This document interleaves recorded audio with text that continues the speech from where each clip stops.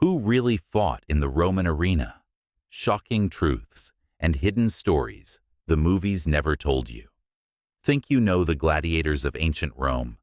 Imagine the sand of the Colosseum stained red, the crowd howling for blood, and in the center, figures who seem larger than life.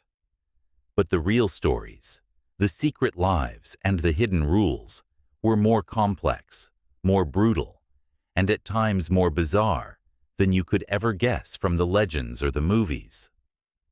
Let's rip away the myths and step behind the gates of the arena. Here's what really happened. More than just warriors. The strange cast of the Roman Games gladiators weren't just volunteers chasing glory. They were a swirling mix: captured prisoners of war, condemned criminals, slaves forced to fight, and, sometimes, free men, and even women, chasing fame, fortune, or the thrill of combat. Their fate was often decided by the whims of fate and the wallets of Rome's elite. For most, there was no real choice. Their owner, the lanista, decided everything: what weapons they would wield, what armor they wore, and even who they would face. There was no one-size-fits-all gladiator. Each fighter belonged to a special class, a deadly role defined by weapon and armor. And in a city obsessed with spectacle, the rules kept changing, always raising the stakes, always searching for something new to delight and horrify the crowd. Beastmasters, stuntmen, and human prey. The deadliest warm-up act was the bestiarius. In the early days, these were men sent to die, criminals thrown into the sand with nothing but a spear, facing hungry lions, tigers, or even bears. Most never lasted more than a few heartbeats.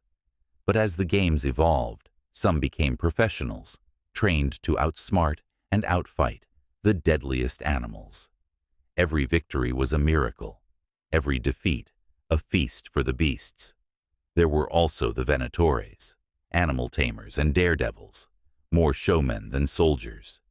They might wrestle leopards, dance with snakes, or perform jaw-dropping tricks, risking death, but thrilling the crowd with every close call. Ironclad titans and daring duelists. The heavyweights of the arena were the naumachiae, armored from head to foot, bristling with spear, dagger, and a small round shield. Sometimes they faced not just one, but several opponents, using discipline and steel to hold the line against chaos. The naumachiae, named for their two swords, had to dance around the sand, spinning and striking with a blade in each hand, relying on speed, agility, and nerve instead of armor or brute force. Every mistake could be fatal. Not every match was for blood. The laqueari wielded whips and staffs, aiming to stun or entangle instead of kill. Sometimes they carried heavy iron flails, enough to break bones and shatter shields.